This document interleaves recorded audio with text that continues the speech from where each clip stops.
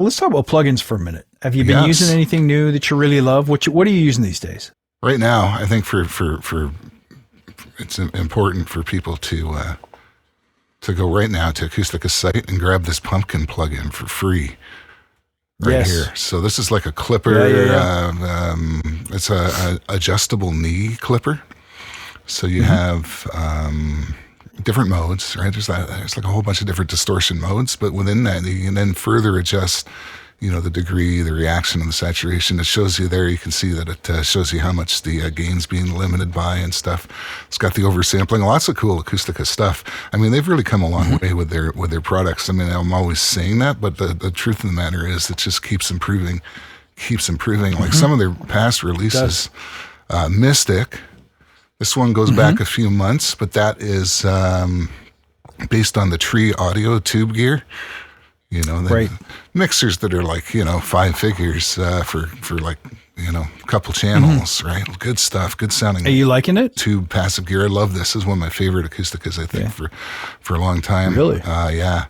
Straw, which is, what stuff is, it's that's the quad sphere. It's sphere. Like if you know the history, like sphere and to a certain degree quad Electrodyne. That's it's based on that lineage of stuff and the Magnetic Recorders studio. Like they went into that studio to do it. They did a couple like that. They did another one called Cardinal. This stuff's based on the Flickinger consoles. Flickinger's super rare. I think he only made like one. Yeah, he only made like 30 of them or something. Sly Stone owned one. A lot of classic. Muscle Shoals had one. A lot of classic albums were done on the Flickinger stuff.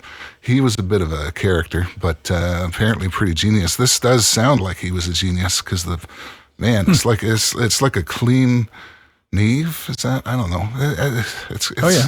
It's big and bloomy, but it's also tighter. It's hard to describe. And then they released Salt, and whoa, this one is just incredible. It's a fun toy. This has 3 of Acustica's EQs from their earlier suites, right? So it's got the pink, which is the API. It's got the gold, which is Neve, and sand, which is SSL. But they didn't just recycle the libraries here. What they actually did was build entirely new circuits, because you'll notice in the middle there's a bandwidth control, which you don't really get on you don't get that on a Neve, right? The 80 series had a switch, like a high Q switch, but that was it. But it's got fully adjustable frequencies and bandwidth, but it's based on like identical circuits that they made themselves and tested, and then it responds identical to these vintage units. It's also got the hyper technology, which means that you're not waiting anymore. When you only change, a year ago, you changed the frequency on the plug-in and you wait, right, for that to click in. You don't wait anymore. Yeah. It's super fast and it's super responsive. So, and that's like not a ton of CPU load. Not a ton of CPU load, not a ton of size either. So they've really just continued to optimize and get more efficient.